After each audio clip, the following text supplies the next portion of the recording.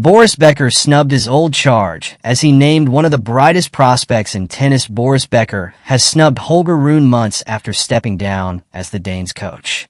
The seven-time major winner linked up with the 21-year-old at the end of last season, but later said he couldn't give Rune as much time as he needed.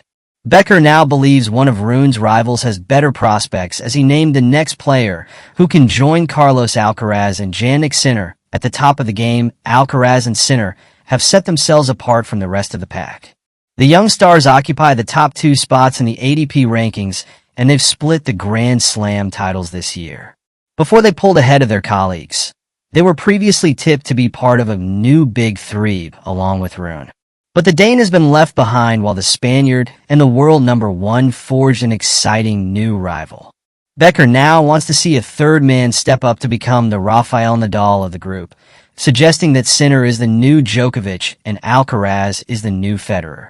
Despite coaching Rune less than a year ago, the German says Rune has stalled and been overtaken by another rising star. We can define Sinner and Alcaraz as the Djokovic and Federer of the future, although we must keep the proper proportions, Becker told Gazzetta dello Sport. Roger and Noel have made history in this sport, as has Rafa Nadal.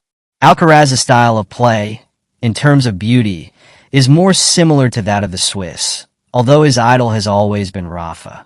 From a purely stylistic point of view, the Spaniard can be compared to Federer and the Italian to Djokovic.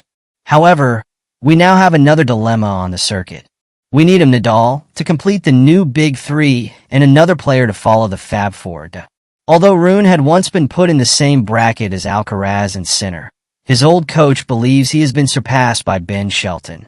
Becker continued, "The one who for me is closest to reaching the top is Ben Shelton. The most prepared at the beginning seemed to be Holger Rune, but he has not progressed much this year. However, I also watched the American for a long time at the Laver Cup in singles and doubles, and I liked his attitude. He smiles, puts on a show, and is fun.